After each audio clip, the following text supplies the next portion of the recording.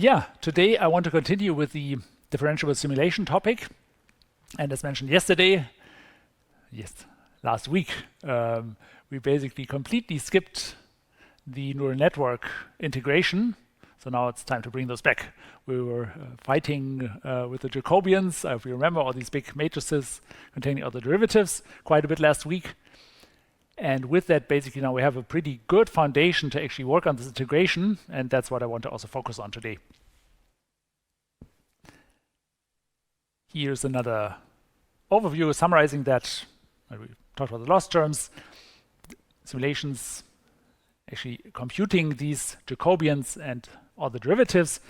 And now we can actually put that to practice. And I want to discuss, because there are some interesting choices to it and variations arising from that, how to couple it with neural networks and integrating it with the whole learning process. Yeah, for that topic, I do want to bring those schematics back onto the slides. Here's the first one, right? Summarizing these different steps. We had that for the supervised training. And now we also can do the same sketch for these combinations of simulations and neural networks. And just to remind you, so the neural networks are typically these yellow arrows, or F, or function approximator that we are training, and the physics simulator, or the different steps of these physics simulations, is typically denoted by these green arrows here. And this is now a very first possible combination how we could jointly use both a neural network and one of these differentiable simulators. So if you look at this, in this setup, we would run some neural network to produce a state y. The state y would go into a solver. So these individual errors indicate, right, there are potentially multiple steps. You could have a direction and pressure projection step and so on, as discussed last time. In a way, we can, so you also remember, actually summarize those into one big series of Jacobian multiplications along the lines of normal backpropagation. So in a way, it's not too important how many of these different operators we're calling here, but right, this constitutes our physics solver. So this is where we put the knowledge, our understanding of the system into the learning process, and potentially also inference, of course. And then this will produce another state, for example, next time step. Or for steady state solves, this could approximate, right, a steady state long-term solution. Or, right, could be a lensing effect or a protein fold or so, right? So this could be some physical process that we bring into the picture. On this output state, we now assume we have reference data, our y stars, and we can compute a loss. And then we can start the backpropagation. And because now in this chain, in the forward sequence of events, we first called the network, this went into the solver, into the loss. We now go back through the solver, right? This is crucial. We want to get to the network and the weights in the network, here the theta, and backpropagate this all the way to the actual parameters in the network to do the training. Right? So now one step of our network, we want to change the theta here such that our loss goes down. This is the direction we get. We need a suitable learning rate, not to explode and destroy our weights and so on. All these classic topics still play a role here. But the crucial bit is we have a loss here on the output of the solver, right, this part up here. And if in the forward chain the solver is called after the network, we need to go all the way through the solver to get to the network and compute how the weights of the network actually influence the loss. But I hope that makes sense, right? This is now in line with normal backpropagation. What normally would happen within only one of these networks, we would get basically these Jacobians for, say, a conv layer or a dense layer. And now we have a few afterwards that come from the solver, but there are no weights. In a way, this just changes and reshapes the way the output of the network is flowing or is computed or is actually propagating the information towards the final signal where the loss is computed, right? So there could be scaling, it could be somewhat transformed in arbitrarily complex ways. But the Jacobians and the backwards paths exactly give us how these different data points were combined or changed, such that we can compute how the output of the network went into these calculations. Does it make sense? Is that clear? So, right, in a network, we potentially have all these different layers of a network, right, with the weights. So there we need to go step by step and then compute updates for the different parts of our network, for example. In our solver, in this setup, we don't have any weights. It's really just basically doing these Jacobian vector products one after the other to propagate the output signal, the direction we get here from the loss, step by step through the solver, such that we can actually start arriving at the first bias and weight parameters of one of the network layers. Right, so actually, if you would do something like multiple activation functions or so in a normal neural network, you would have a similar calculation. You would change the data in several ways. There wouldn't be any degrees of freedom involved. You would just rescale your outputs. Yeah, so I hope you now have an intuition or some idea of how that would work.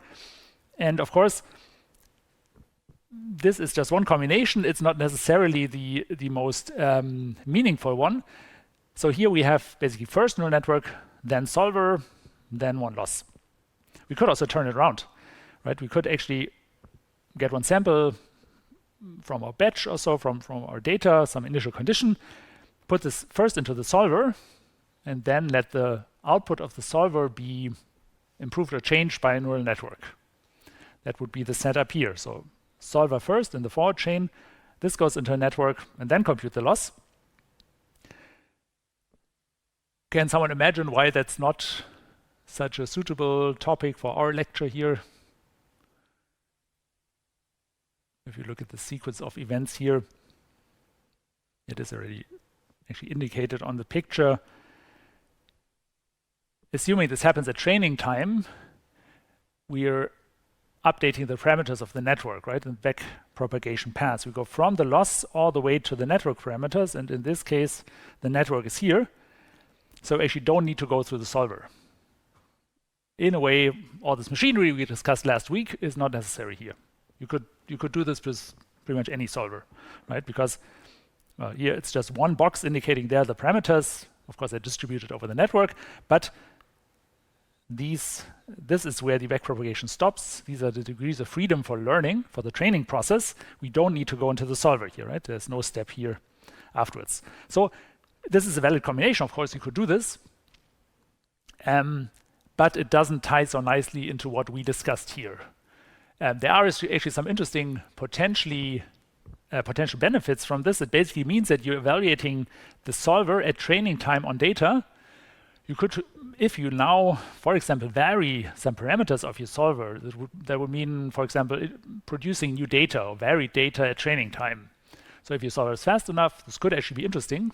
You could compute something, train on it, and then just discard it. Especially if your solver is fast, this might sometimes even be faster than trying to load things from a relatively slow hard drive or so, but it's in a way a different angle. So we are more interested in combinations along the lines of what happens here at the top, where we actually do go through the solver. That's right. That's what it was all about last week. So I also want to focus on combinations of that in the following, and a bit along the lines of the first picture I had. Now what's possible here is really, in a way, arbitrary combinations of solving steps and neural networks. So for simplicity, I'll typically focus on something on the lines of a time step. So this is actually kind of just repeating the picture we had on the previous slide. So here we go from one input towards a time step t plus delta t, then maybe another time step 2 delta t, and so on, right? And we could potentially have many of those. You could imagine even kind of injecting different updates or different contributions of a network. We could have a second network F2 or so that goes into the solver at a different point in between the solving steps.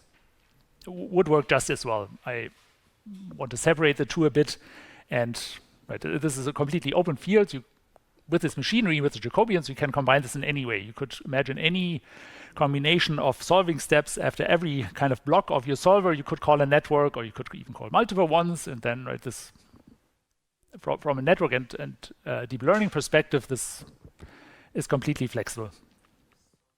Yes.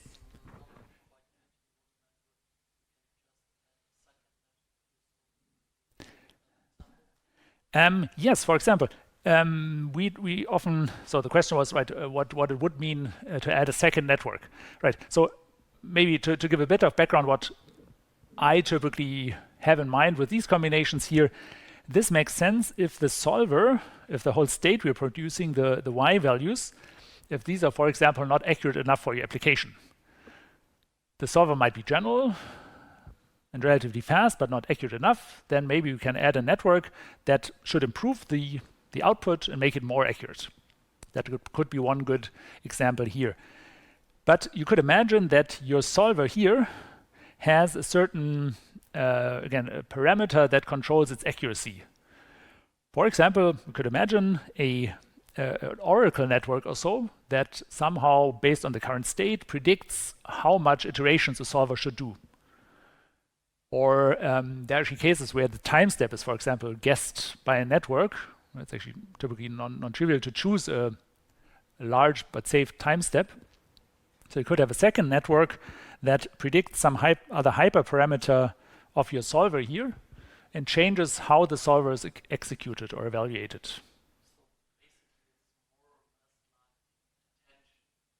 No, I would really, I would recommend seeing it as just another calculation. It could really do anything. It could control a hyperparameter. Also, these corrections, you could, in more complex solvers, you could encounter different in-between results that are somewhat crucial for your solve, but not good enough. Then it might make sense to add maybe a dedicated network to just improve that component. So in a way, in your normal sequence of events of a numerical solver, like last time we discussed a bit these advection steps and pressure projection steps, might have a diffusion step or so. In between, you could imagine there's a neural network step that might improve the result along the chain of events in your solver. But it could, in a way, really do anything that is difficult for your solver, where there's potential for speed up or improvement from a neural network. It could do something like attention. It could also, based on some analysis, focus on certain parts of the result. But in a way, here, in this bigger picture, it really could be any operator that somehow contributes to getting the final output with your solver.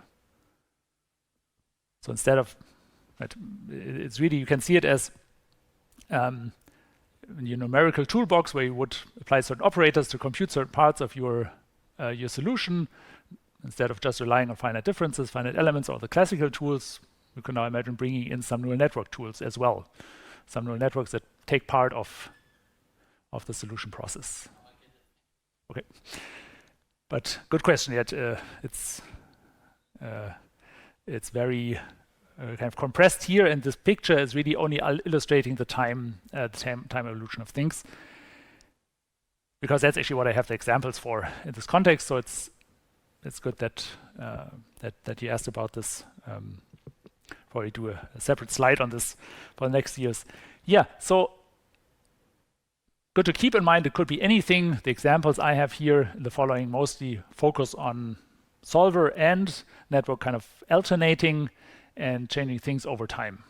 Could be more tightly integrated, but I think this is one good starting point.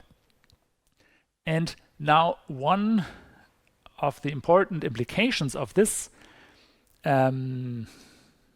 the scenario here that I want to point out directly is that this network here that I have is always the same one. Take a different color, right? So here, this F, it's not just that I ran out of colors or so, it's just one network that gets executed repeatedly. Like, might be familiar with this with recurrent networks, the classic deep learning setting. So this is the same network architecture with the same weights being evaluated multiple times, which means in the backwards pass, these same weights that were used in the forward pass contribute, or the gradient that we track from our loss through the backward chain, as he hits along backpropagation these weights multiple times, and each time we encounter the weights, there's a contribution that needs to be evaluated in terms of the learning direction. So this is actually now why I had this multi-time step advection example last week, where we basically had a velocity field that was applied multiple times. It's in a way a similar picture here, right? The picture looks similar, not by coincidence. Last time we looked at a gradient for a velocity field. Now we'll have a gradient for the weights of a neural network, but the process is almost the same, right? The grades are computed a bit differently, but it's basically still this backpropagation chain with different Jacobians that are accumulated all the way until we hit the unknowns, in this case the theta values, and then we make a step, or from the loss we actually get a step in the right direction that reduces our loss for the weights of the neural network here. Previously we had basically a change in velocity, but this gradient-based optimization you could actually apply to anything. And as you can also hopefully imagine now, if we have a longer chain here, potentially many of these operations and neural network calls, then we get quite a few Jacobians that influence the result and the outcome. Also looking ahead a bit, what then plays a role is, of course, how those Jacobians, right, because they're matrices, they have coefficients, how they change the signal that flows back. If they have large values and many of these Jacobians scale things up, things might actually explode over the course of this, or vice versa. This you might also have heard about. If the Jacobians are very small, then a signal I have, even if I have a clear signal on the loss, if I scale it down often enough, right, I don't get anything, right? Your gradient might diminish. So it's exploding and vanishing gradients could also, are actually a bit of a important thing to keep in mind when looking at this chain. Yes, there was a question.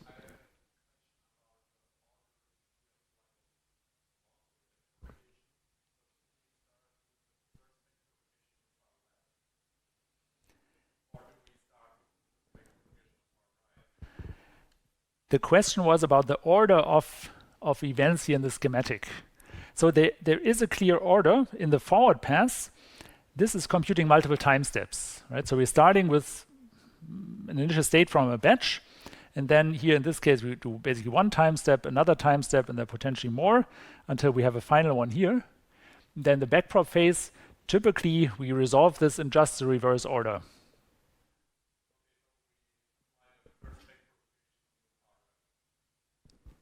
Exactly, from your exactly.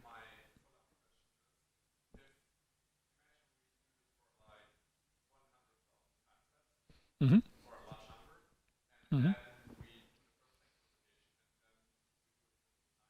Mm-hmm. Mm-hmm.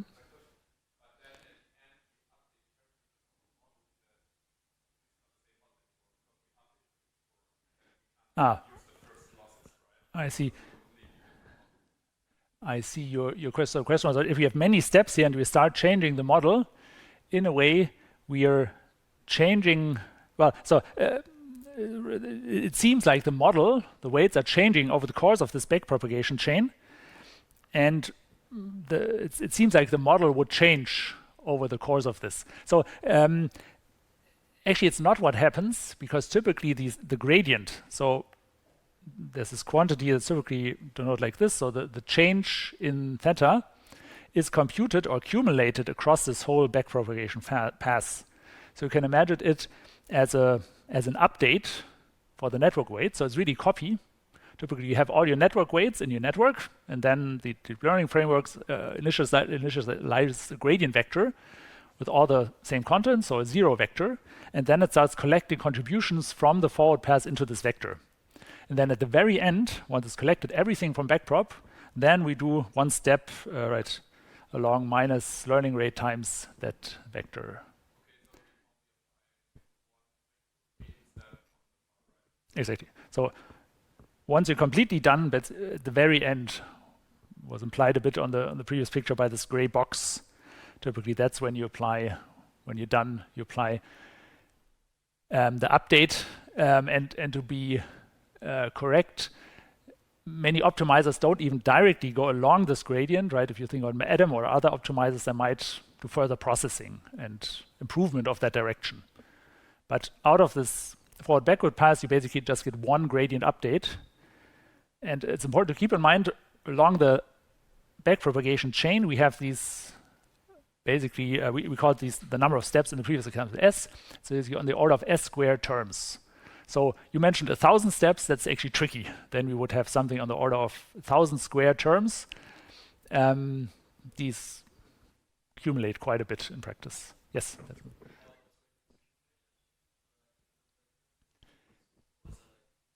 The question is how the gradients are accumulated. Typically, they're really additive. So if you look at it also from the math, if we have the sequence of operations, you just get an addition for each of the terms. So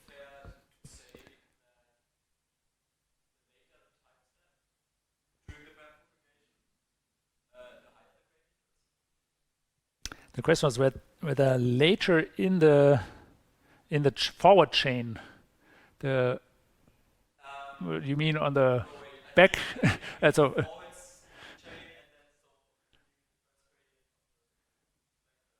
So on the basically.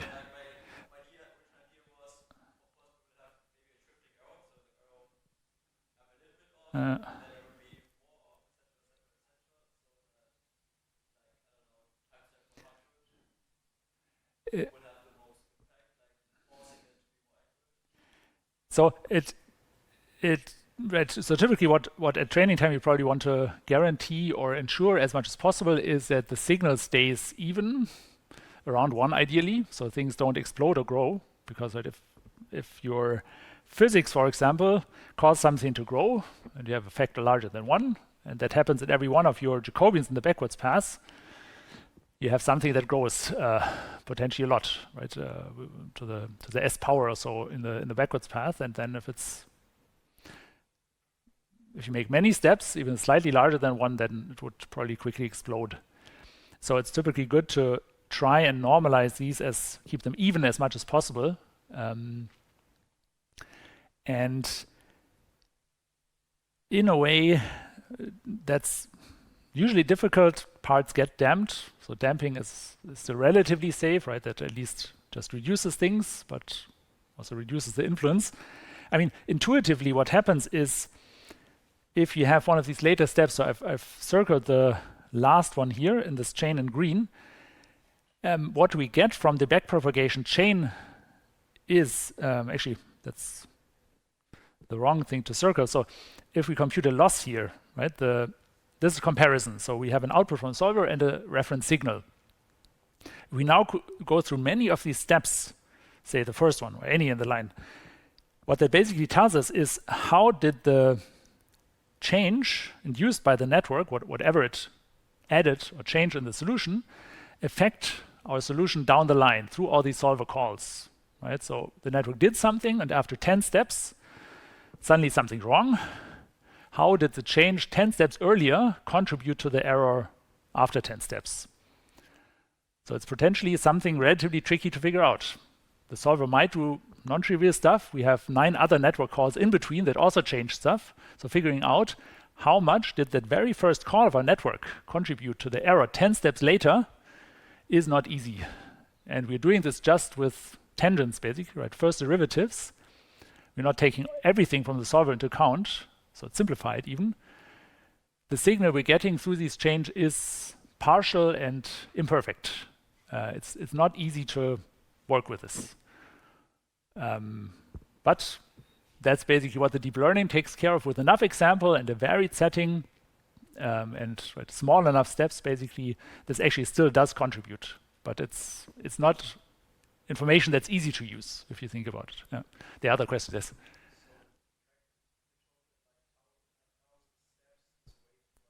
Right.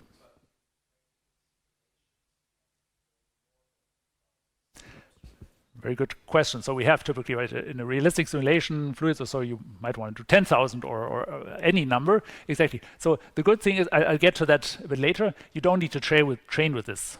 You can train with shorter horizons here and then use it for, if you train it well, basically later on you can use it for any number of steps.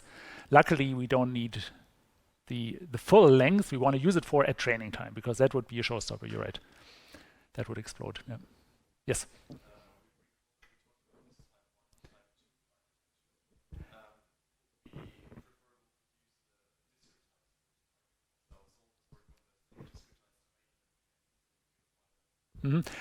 The question was about these type 1, type 2 physical losses. Exactly. So that's something you actually could not do with pins or this type 2 formulations. They would need to basically take care of the whole time evolution. They have huge difficulties with time, anything over time, and not even a few steps, 1,000 are far from what you could handle. So here this is much more in line with the discrete version 1 variant.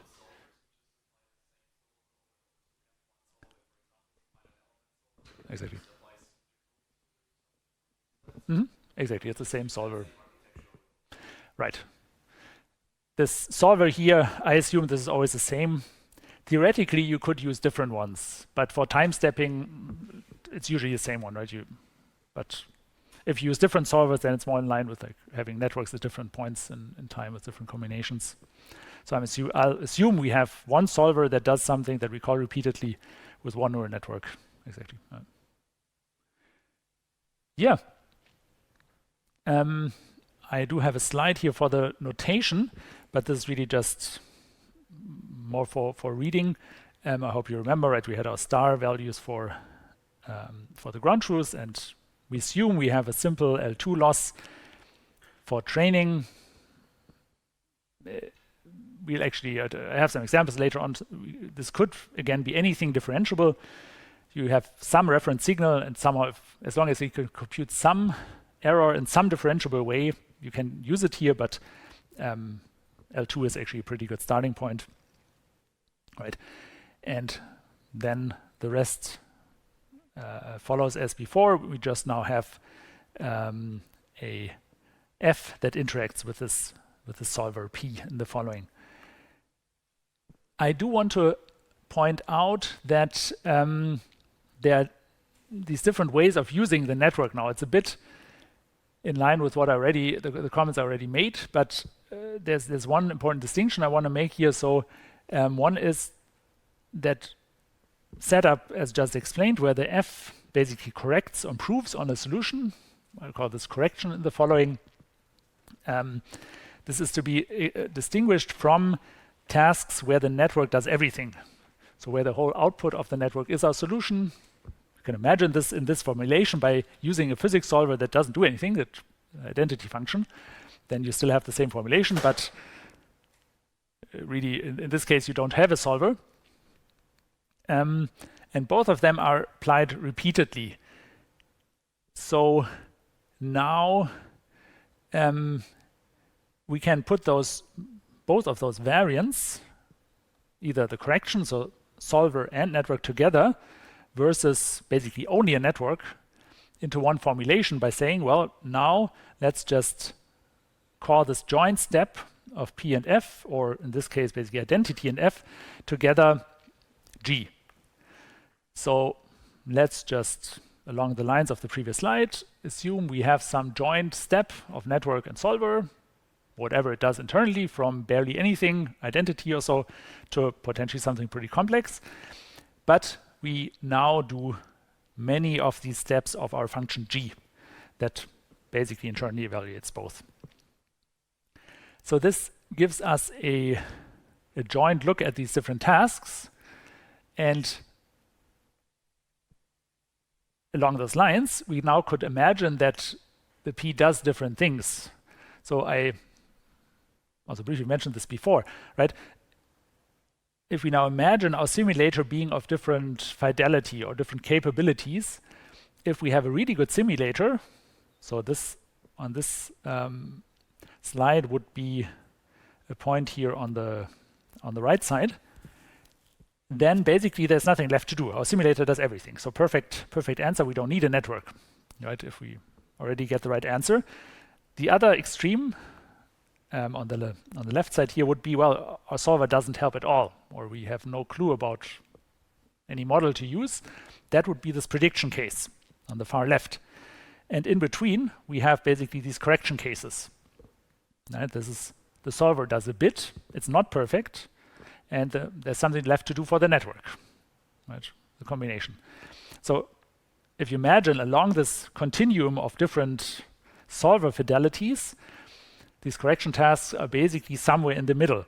And now I hope you're already thinking, well, if he explains it this way with a continuum, what should we do, right? Where should we aim for in the middle here? What is a good combination? That's unfortunately hard to answer. So there is a certain trade-off. I'll get back to that. Typically, when you can use a solver, if you have some model, so basically you can do some step into the middle here, and it helps the network at least a bit. That's typically a good thing. Intuitively, that makes the job for the network easier. So in practice, it's a compromise. How many resources can you invest before this solver becomes too expensive? So if you can spend maybe something on the order of what the network would cost to get a prediction for the network, and then let the network take care of the additional step here. That's typically much better than if you can arrange this not using the solver at all and leaving everything to the network. You'll get a more accurate answer. The job for a network, so if you now compare doing the same task here with a combination alone with the network with the combination usually will do better because it's easier. But this is a trade-off, and it seems in many cases that you might not have much freedom for choosing a solver, but what I actually mean with the whole continuum here is also what you usually always have is discretization. So how finely do you resolve your physics simulation, right? How fine in space or how fine in time? This directly goes in here, right? So you might, for accurate answer on the right, need a super fine spatial and temporal resolution, might be very expensive. Then you could go further towards the middle by basically taking coarser steps. These solvers are typically super linear, so even reducing just by a certain amount gets the cost of solving down quite a bit. And right, suddenly you have a solver that's actually might be relatively cheap, not accurate enough. That might be a good combination for trying to actually improve the solution, this approximate solution with a neural network. Yeah, that's exactly the combinations that I also want to highlight a bit in the following. So we basically now have calls to this G, which takes or contains both the solver and the network. And then we'll make many steps of that. We look at time evolution. So right after S steps of our G, we basically get a solution at time t plus S times delta t. I'll assume fixed time steps here could be variable, but just makes things a bit more difficult to write and complicated. But we take S steps of our solver and in time, and then we now want to train a network that improves the solutions U that we get out of this combination. Right. So there are some slight subtleties even for the simpler case where we have the right. Actually, both on the prediction front and the correction front, there are slight variations in how the network works. So one variant that is here for these corrections written up is: do we let the network? So if you think back to the chain on the slides here. Show up, right? So here, right, we have our F producing a state and then our P. The big question is basically, should F just get the full state? Should it replace everything? Or, for example, do we take the x and let f add to it? Or should f multiply x? Or should it do some other function, right? There's basically, you could imagine any mathematical operation, could be quite non-trivial and non-uniform, how f takes x and changes it to get, in this case it's called y, but right along this time axis, it's basically just another state. And that's also what I wanted to get to here on this slide. So we have different ways how these how the correction of the network is actually applied. So here the question is, right, or one fundamental question is, f just gives the whole state, the u that we had before, or f somehow gives a modification of u with some operator, in this case a circle, could in the easiest case be an addition. So we could take the u we have and add something to it. In a way, it both works. You could imagine if the network doesn't do so much and only makes slight changes, then the second one is a bit easier. It just needs to output the slight change and can rely on that output being added on top of the input state. But again, this depends a bit on your application. If the network sometimes should make the input orders of magnitude larger, then maybe it's easier to use a multiplication for this operation and let the network output a factor or even an exponent or something, such that it easily can grow inputs to the right magnitude. But so a bit in line with normal solvers, it requires a bit of understanding how we want the network to act. And this aspect we'll forget about. I wanted to mention it. There are again choices that you can make here and how the combination should go. Yeah, there's some other interesting implication of this. If you have the first variant, this replacement, then it can actually help to avoid drift, because the network just, in a way, can learn something like a projection. Even if your solution doesn't look right or is a bit noisy or so, the network can learn to map it back onto states it has seen before. So this can actually be good for stability. But as mentioned before, right, potentially it's a bit more difficult because the network needs to output the whole state, not just a small add-on. Right, so the second variant is actually, in a way, the simpler task, but can, over time, if we do it 1,000 times or so, can have a negative influence. Yeah. This whole time evolution is also a topic that I want to get back to a few times today. So through these potentially large number of different steps that we use and call our network for, we typically have a change along the way. So one of the core assumptions is our solver alone, this P that we have, actually does not give the right answer, right? Otherwise we'd be on the right side of this previous schematic, we wouldn't have anything to do. So in a way, we're working with a flawed or approximate solver inevitably. This means that when we now apply our network, the f in combination with the solver, right, we're starting to see these other these other states. So this is actually in line with the data shift problem that I mentioned before already. For a normal network, if we have pre-computed data that's computed with what we have before training, if we now start to involve a network, our f, even if it's hidden in this G here, then the f we didn't have before, it's being trained, it changes over time, and it changes actually the states we get. So we again with the situation here, we have something where we need to train or deal with the data shift that happens over the course of training, because the data we see here over this rollout over these combined steps is inherently something that we cannot pre-compute, simply because we don't have the network beforehand, and the network is actually changing at trading time, right? So this is, if you think about it, it's actually a pretty complicated process, because how the network influences the states influences the loss, influences the learning signal, and then influences the states we get down the line along training. That's why training is nonlinear, or one of the reasons actually, and why it's highly non-trivial.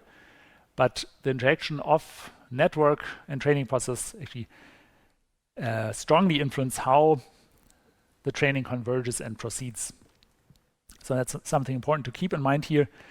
And right, it's relatively easy to write down now the loss. Right, we imagine here we have some ground truths over all the time steps. We have our different steps of the solver, calling S times this P and our network to compute something, and then we compute our L2 loss over all the S steps we're calling here. So in this formulation, it looks quite easy, but keep in mind, right, it has quite some implications, and as S grows, this can be highly nonlinear and actually difficult to work with and optimize.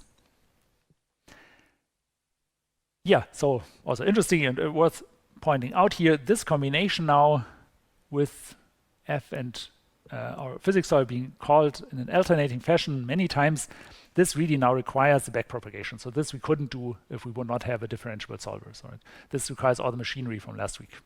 Hope that's clear, right? Otherwise we couldn't backprop.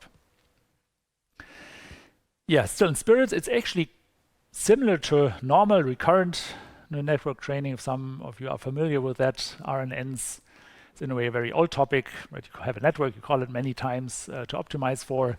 In a way, we just have a few more additional steps now in between that change the output with this physics solver. And potentially they're fairly non-trivial, but on a higher picture, it's actually not so far from normal RNN training. Yeah, so the data shift I've already mentioned. The obvious answer kind of for this data shift is really just training with more and more steps of this unrolling.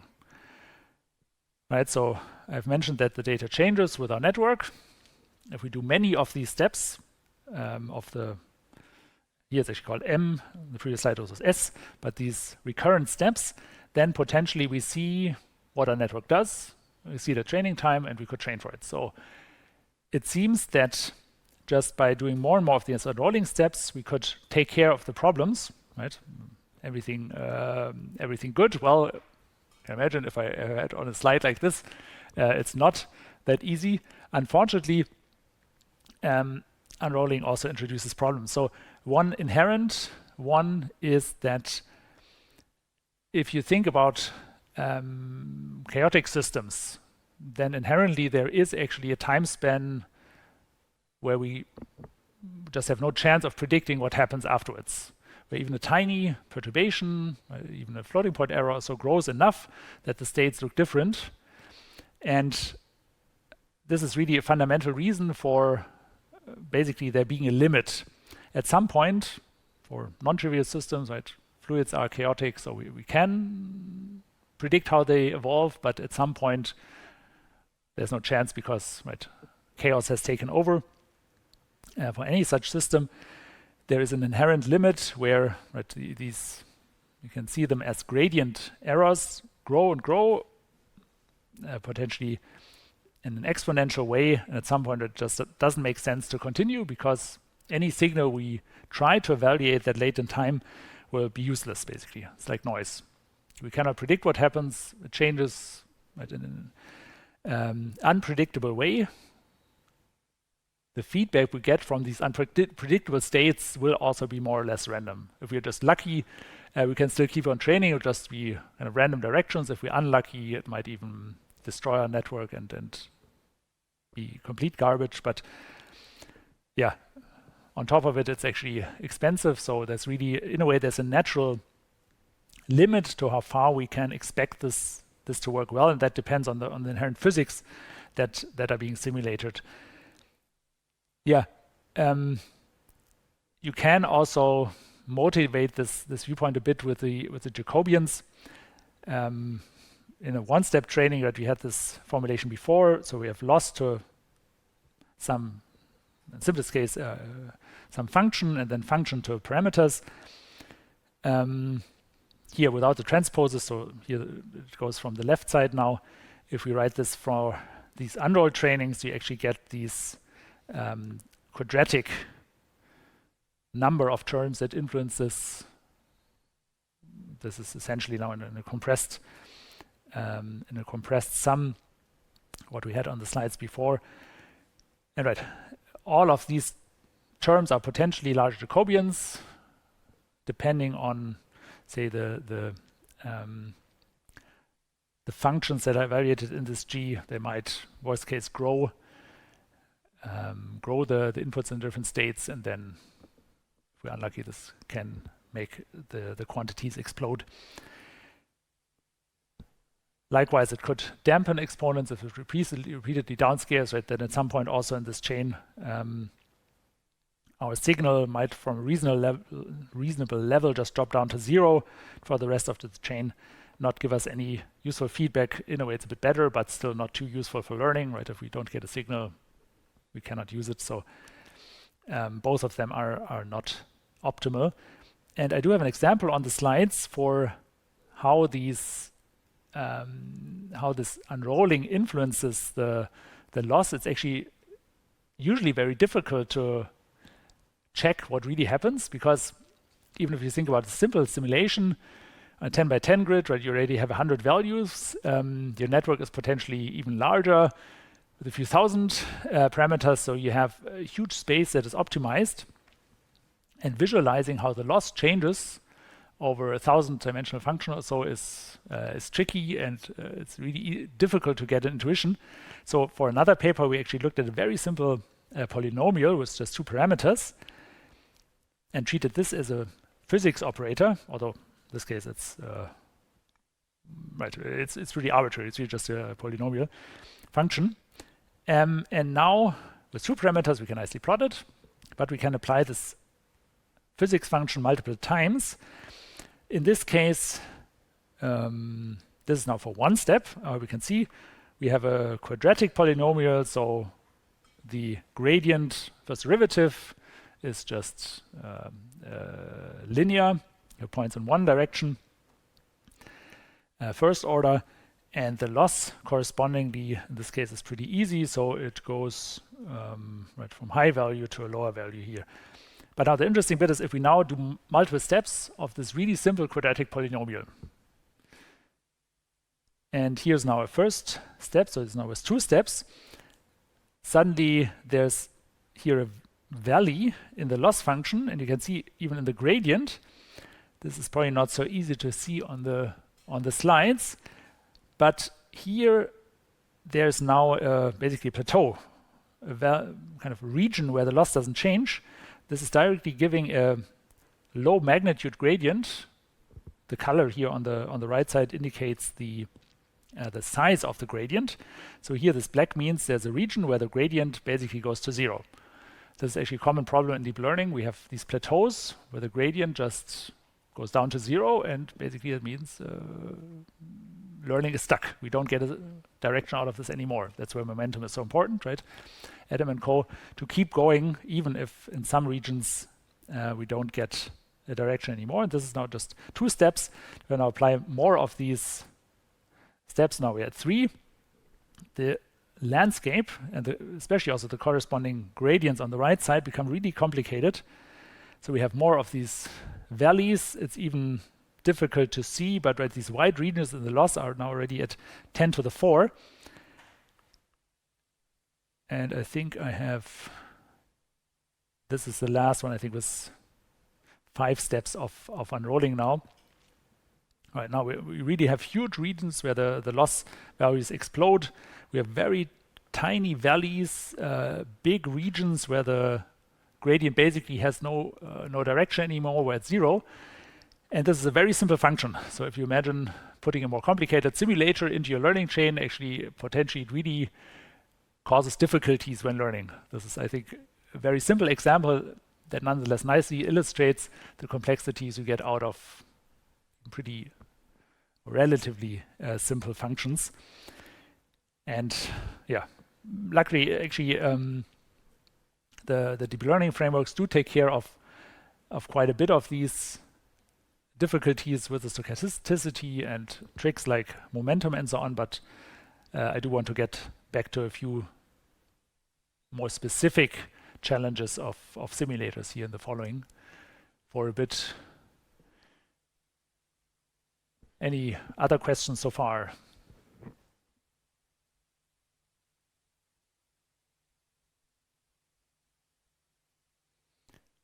Yeah, I think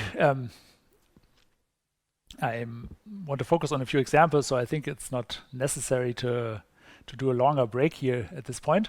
So I want to basically talk a bit more about how these repeated evaluations of network and physics solver influence the learning process. And here, just to visualize it also on the slides, I have an example for 2 steps now written out with these individual contributions. Now we have a physics solver and a network, and in this case just 2 loss evaluations, so just unrolling by 2 steps. But we have all these contributions, right? From the second step, especially, that's kind of the interesting one. The first one is a bit boring, right? From first step, in this case, we just go to the network.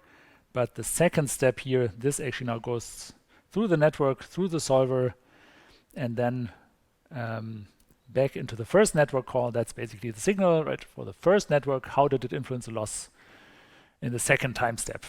You can imagine this could be unrolled for a long time, but even with 2 steps, right, there are quite a few hops along the way.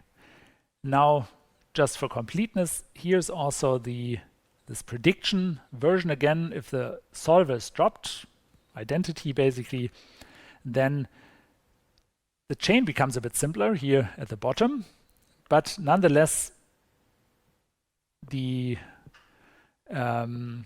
behavior is still similar in that the loss here at the second step now actually goes through the network and then back into the first one. So that's this recurrent aspect. So along the lines of these Jacobian multiplications, again, we have something, even if the solver doesn't do anything, we have something that in a way multiplies and potentially amplifies or dampens the contributions of these different terms. Yes?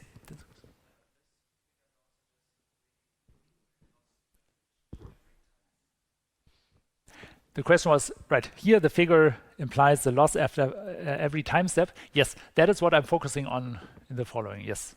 So we assume that for every step along the way, or at least in regular intervals, we have some reference signal where we compute a loss to. You could imagine that we only do this for a very last step. But if we're interested in a time prediction, it's actually not so common. If we know what a state should look like, usually we probably also know what it should be like in an earlier starting point. And many of these batches will be randomized. So to set this up, it's usually simpler to assume and also in practice evaluate the loss every step along the way. Now,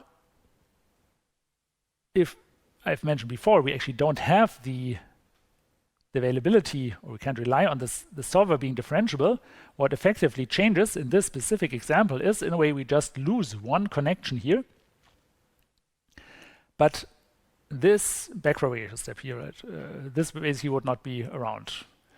You can still imagine, especially if you draw it on this picture, right, we could still train with this. I've so far always talked about, right, if we unroll this and we have the solver and so on, we really need to go through the solver. But looking at this picture, there are still paths that actually give us an update of the network gradients. So, right, I have it actually on the slides here. This is what's left then. So we get from our loss basically to the network kind of these direct paths that are left.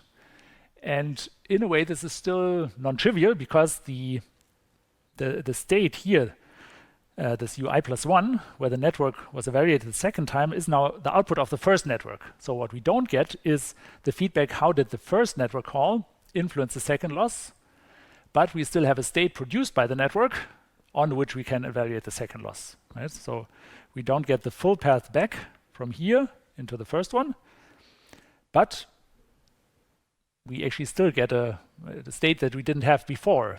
there is a certain hope that still addresses some of the unrolling problems that I've mentioned before, because the first step is now actually the result of a network, and we could again imagine doing this for many more steps to produce many of these.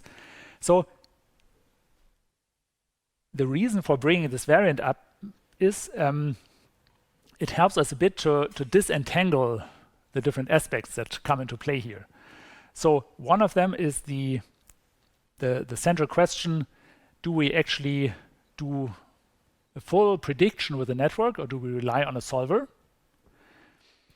How much does how much does the bringing in a solver help? So going from no solver to having some solver in there. Then another step that we can look at is how much does this unrolling help, even if we don't have a solver that we can backpropagate through. And kind of as a final variant, how much do we gain by getting the correct version, so the gradient through all of it? Because subtlety is that if we do this variant that I just mentioned, or I have it on slides here, this no gradient version, if we don't have the backprop to the solver, in a way we can still train with this. It gives us an update for our networks, but it's actually not the right gradient. If you think about it, we have a loss landscape that's computed with something in the forward pass. If we mess with anything in the backprop pass, we actually get a gradient that does not match the loss landscape. The gradient is a derivative. Normally, the derivative integrated up should give us the loss landscape or whatever it came from. If we do any change like this, they don't match anymore. We suddenly have an update that does not match what happened in the loss. It's because we're working with a solver that just does not provide a gradient, as mentioned before, is relatively easy to code up, but it's important to keep in mind mathematically, suddenly we have a mismatch between loss and gradient in a way that's dangerous. I'll show it actually does still work, but in a way we introduce errors from this approximation. Right? Normally, if you want to do things correctly, the gradient we're computing is really the derivative of what happened in the forward pass and for what we computed the loss. If you do any change in the backwards pass, you introduce this mismatch. Yeah, but in this context now, it actually, working with this allows us to quantify a bit how much do we gain from the correct gradient in the end. Right? If we have this version, now we can basically run both, one with the incorrect gradient. I call this no gradient in the following, and then one with a gradient. The no gradient one, also in this unrolling picture, is basically expected to add a bit more of this gradient inaccuracy to deviate a bit more strongly. But maybe because it can potentially still address, it still brings the solver into play, and it can deal with this data shift with unrolling, so maybe it still helps. This is an interesting question. And yeah, we did look at this in a previous paper for a chaotic KS equation. So KS equation models these flame propagations for different sort of domain size parameter, controlling the sizes of these structures. So we can see here, so it's not, it looks a bit like it's zoomed out, but it's really solved now happening on different, basically on different size scales. And this is an equation we also get back to for the exercise. It's a very interesting one because it's quite quickly chaotic, and it captures a lot of the complexities of more of higher dimensional systems in a 1D equation. Or I should point out that this is a long time. Basically, one state is really just one slice. So it looks like different bumps of these. You can imagine it flames over time, and it's very chaotic. It has a fourth derivative, and it's a very interesting equation. It's 1D, so we can study it quite easily. And for example, for these different subtleties of unrolling, we looked at this in a larger study. And right now here are a lot of graphs with a lot of numbers, and each of these bars, I think, were at least 10 different models. So these graphs now show you, I think, several hundred different neural networks being evaluated. And they also, these are all graph networks. But whether you have a graph or a CNN in this context, that actually should not matter too much. I hope the main thing that becomes clear here is we have all these brown bars, these one versions here. So this is basically a supervised training. So this does not use any of the solver, just computes one step with a pre-computed signal. And the other two are using unrolling because of this chaotic system, actually just a fairly small number of steps, but they look into the future a bit. And what's now nicely visible, for example, on the left-hand side here for these corrections, if you look at any of these supervised versions, you do see some improvement from the blue version, which was the one without the gradient. You're just using the unrolling, and then you see another level of improvement here from the correct gradient. So that's exactly indicating the change that I mentioned before. Right, these are a lot of results. What you actually have down here are different network sizes. So in this case, as the networks grow large, so here it's 1 million parameter networks for a tiny 1D problem, so this is quite huge. Suddenly these missing gradient errors seem to destroy the benefit of it. Interestingly, if we look at the full prediction on the other side here, in certain regions it's actually better. It seems that the gradient now even destroys part of it. Should be said that these solutions are actually not so good. The errors here are quite large. Here this 10 to the 0 is the line over here, right? So there's a lot of details here. The main point I want to make is with these simpler systems, that's actually, right, we can study these different variants of training and combination. And also in the setting now, what's possible is we can do exactly what I've mentioned before. We can look at exactly the same problems, just letting the network do everything, or we can bring in a simplified version of the solver. Actually, in this case, one that has a lower time integration scheme, so it's unstable, but again, right, somewhere in the middle along this continuum that I had on the slides before. And from this combination, now we can evaluate, right, how much do we actually gain from bringing in at least some solver and letting an identical network do the task of predicting everything or kind of fixing up a problematic solution from a fast solve. And what we noticed across quite a range of tests, now here this is still this KS scenario and also Navier-Stokes scenario, if you bring in any solver, you can see, right, quite an improvement of accuracy. So here in terms of relative error, it's actually typically more than 10 times more accurate if we use a solver. So that answers basically the first part of the question. Of course, these are just a few examples, but right, it's across quite a lot of different networks and sizes and so on. And the log scale, right? So these two bars here, that's a factor of 10, and even averaging across all of them, we saw factors of around 13 or so for very different settings. So the first answer basically is we get a lot out of the introduction of a solver. So really bringing the solver into the training and training with the solver is a big step. And the other ones are in a way fine-tuning on top of that. So for the first part, we get a huge factor, basically 10 times. But if you really want to get most out of it, if you actually want your network to give an accurate prediction, and in a way that's typically, if you have that set up and you can train this, not too much of a step, you get another almost 1/3 on top by doing this unrolling. So these data shift problems that the states look different at training time, roughly the other way around, right, deteriorates your results by 50%, the good ones that you could get. So taking this not into account does have a significant influence. And in a way, even without these gradients, on average, it actually does work. So even if you have a solver that does not provide the gradients, it's probably a good idea to integrate it. This really works nicely. But if you want to get the most out of it and you can provide the right signal across all of the steps, it's another roughly 15% of improvement, at least right across these tests on average, that you can get out of it. All right, I think adding these all up, it's more than 15x on average that you can get out of a solver. Basically compared, so this is now more than 15 times more accurate compared to a pure prediction. So only using the network gives you some level of accuracy.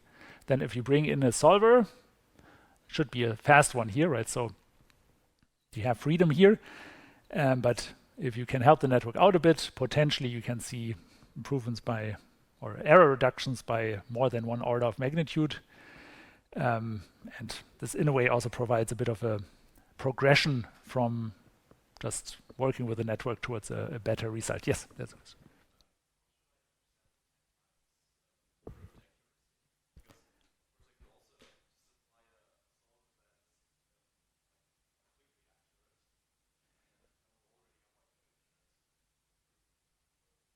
Exactly. So this is the comparison or the reference being some accurate solve, or some accurate solution, and this is working under the assumption that the accurate version is actually costly. That's very expensive to obtain.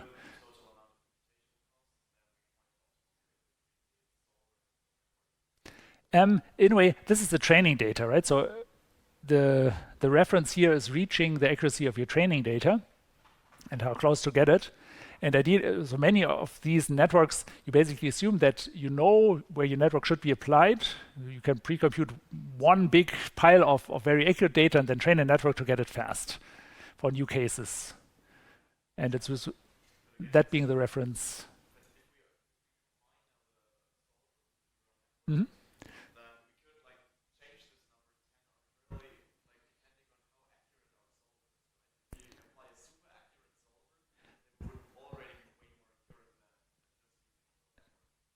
Right. So by investing, this is working under this assumption that we have a fairly simple solver and a fast solver that does a bit. So the network in this case was on the order of the network. So something very approximate. And right, for this 1D case, actually doesn't make sense. This 1D is so simple to compute, you don't get any speedups. But later on, I have some examples where it does pay off quite a bit in more complex settings. So this is more of a study for the setup. And you're right, it's only actually useful if the solver that we use at training time is fast. I would recommend to aim for something that is on the order of a network execution in terms of spatial resolution and temporal resolution. And then you can basically check, right, can I scale my solver down? Where does the data come from? If your solver to produce the data is already fast enough, then it basically doesn't make sense. But if that is actually slow, then it would make sense to try and collect the data set once and train a network for it so that it can be reused. Yeah.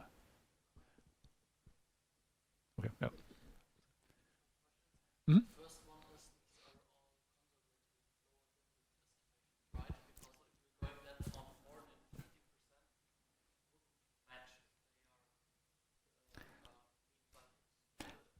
No, these are average values across several hundred cases that we had. Also, there was different physics and so on, but it's a mean value. The actual number was 15 point a bit, so it's just rounded down, but the average was slightly higher. Yeah. Yes. Basically, the reference being this high fidelity, expensive solve, and the lower end being no solver, only network. So basically, it's continuum that before.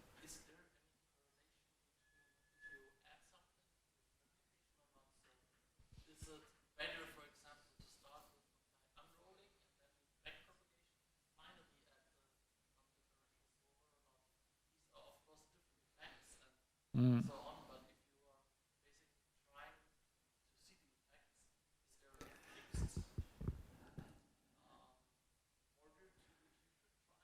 So the question is about the order of applying these.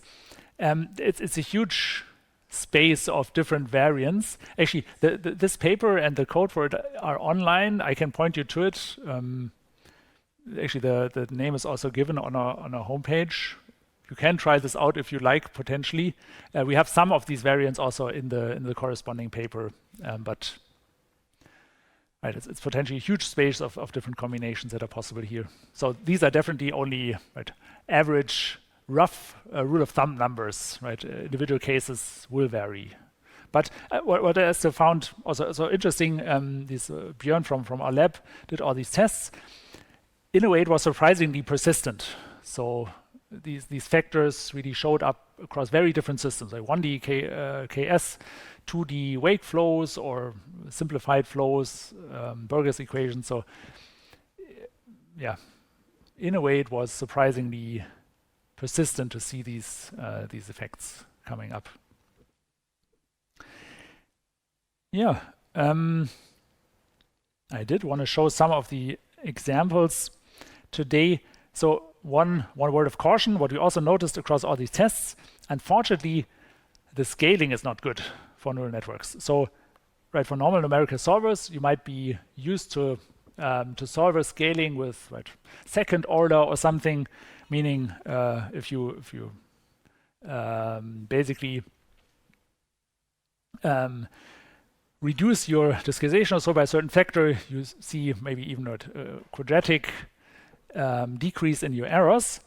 For neural networks, it's not any higher order, but it's even below 1.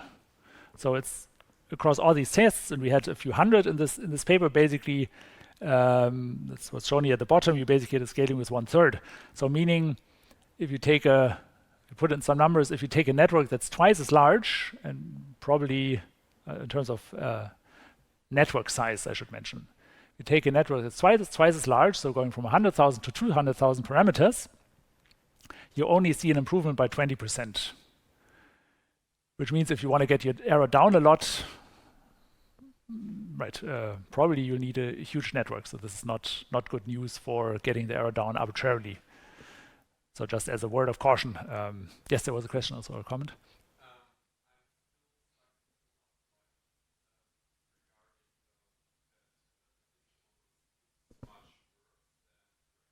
Mm-hmm.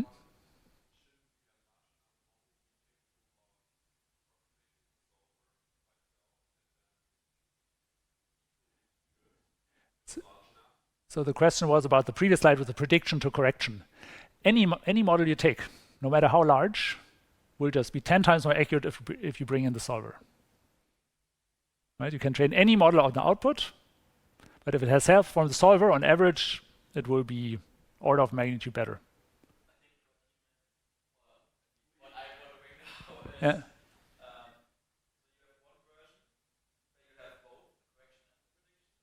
Mm-hmm.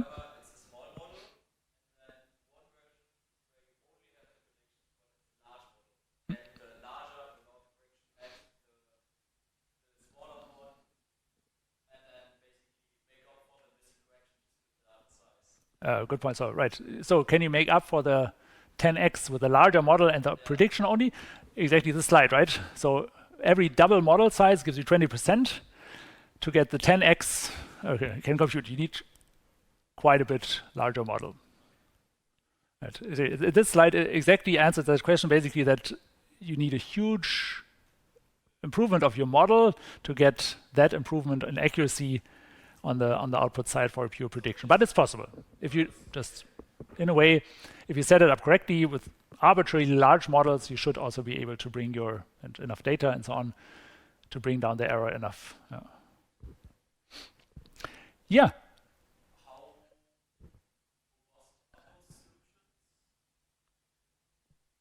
Sorry?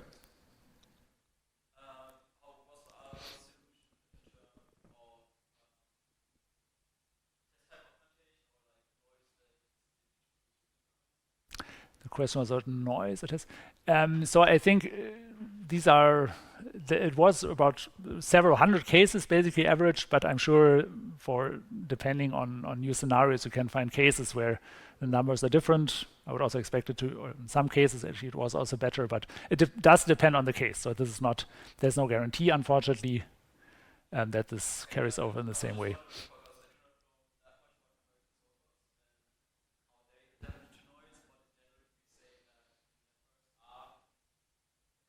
With noise. With noise.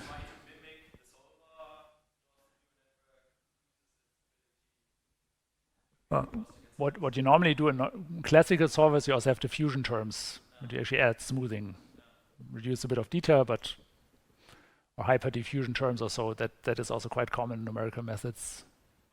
So there are also ways dealing with noise in classical solutions. Right, so there are definitely different considerations to make depending on your setup. Yeah, I did want to show a few of the more realistic results, right? So these numbers I think are representative in a way, but a bit more on the level of toy problems to study the breadth of all the different models. So we had one bit more realistic case. I want to show it in motion here.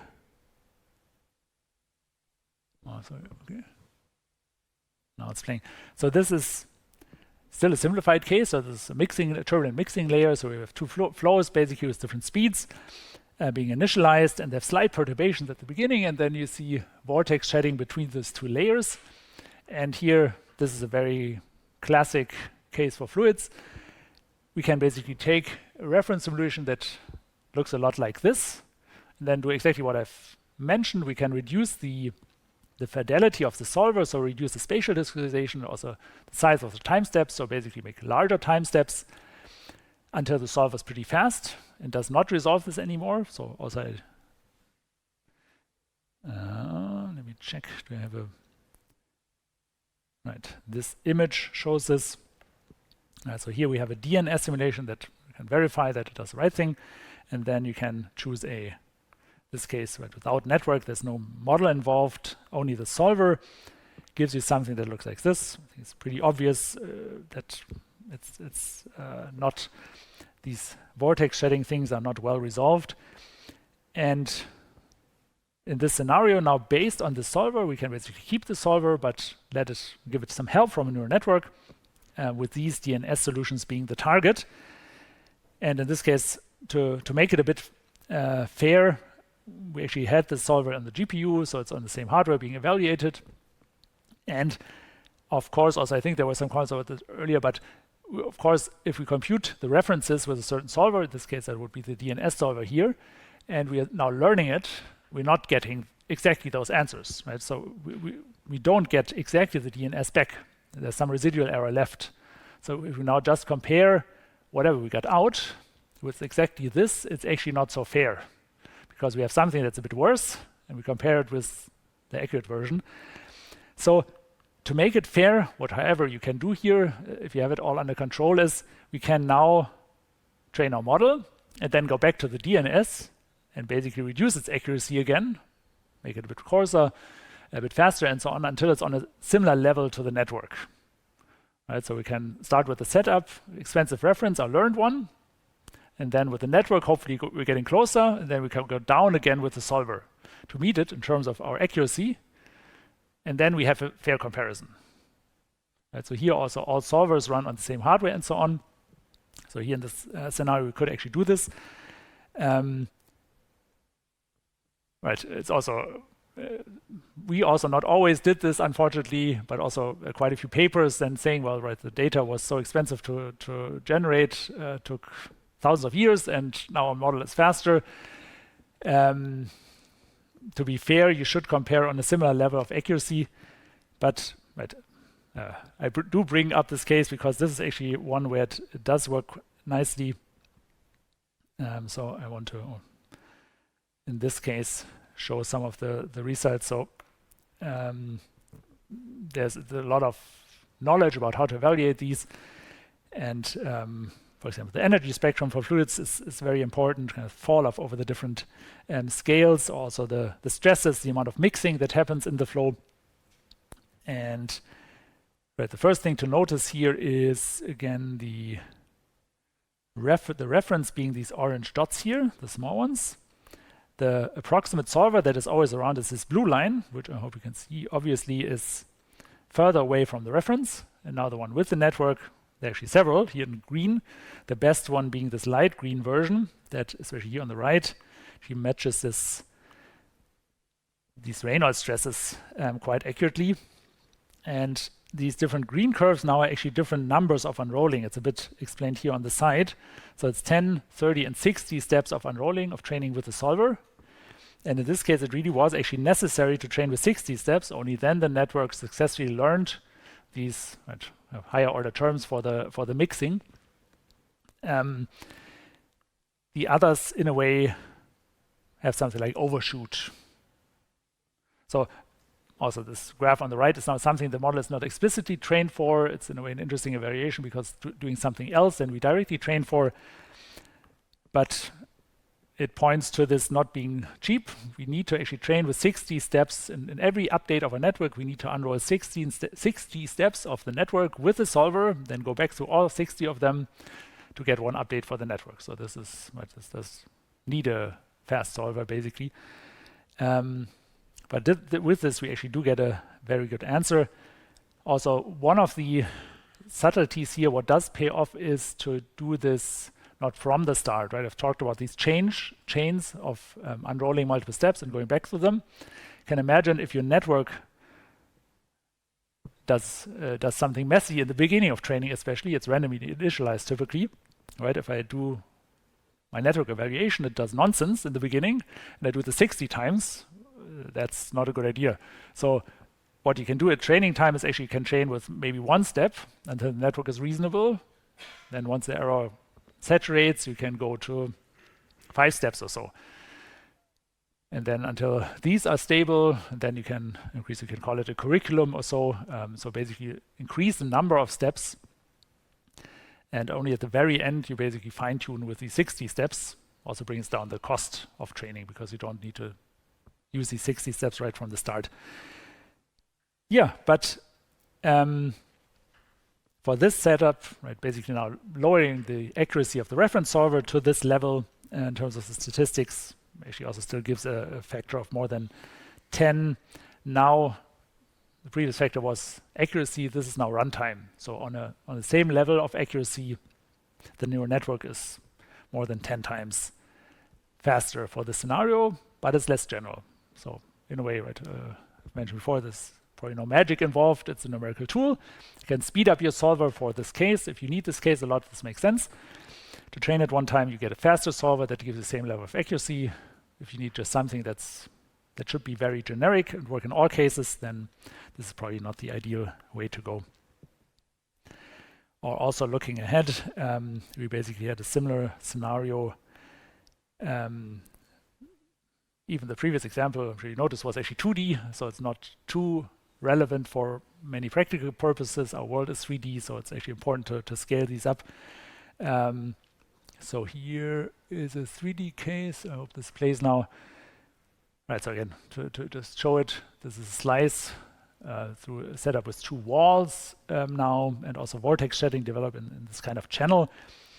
At least now this is a full 3D simulation with quite a few 100,000 degrees of freedom. Again, the same idea.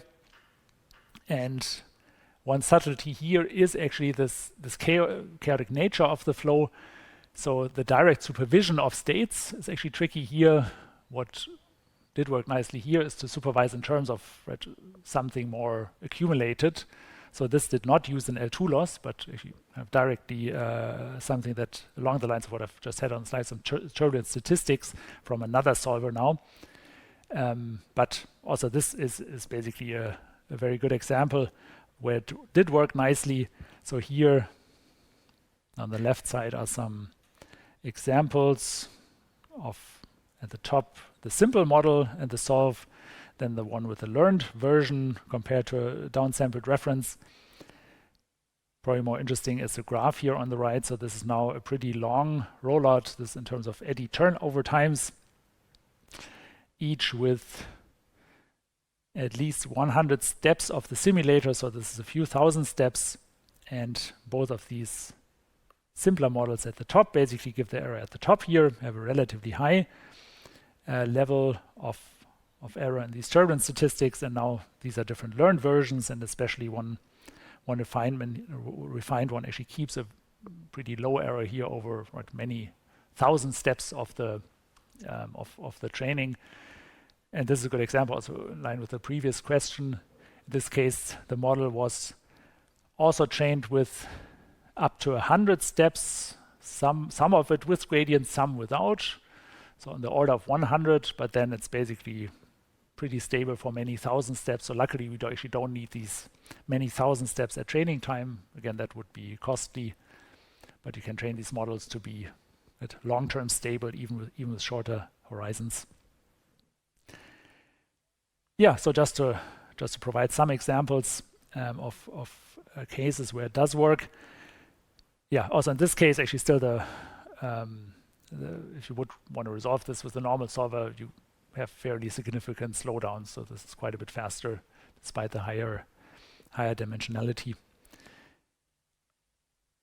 Yeah, to summarize this combination, these differentiable physics training approaches that I've explained today, so combining a differential solver with a neural network, there are some very nice properties. It really uses the solver in a way, even if it's an approximate solver, you get the guarantees of the solver. So actually something that's a pretty important difference to these loss terms from before. I had an example also with training for divergence freeness in the loss.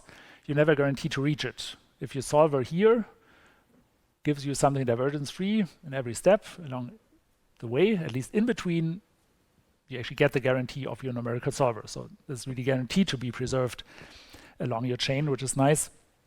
And basically you can really use existing knowledge of solvers and make it carry over. The accuracy I already mentioned, potentially introducing a solver gives you quite a boost.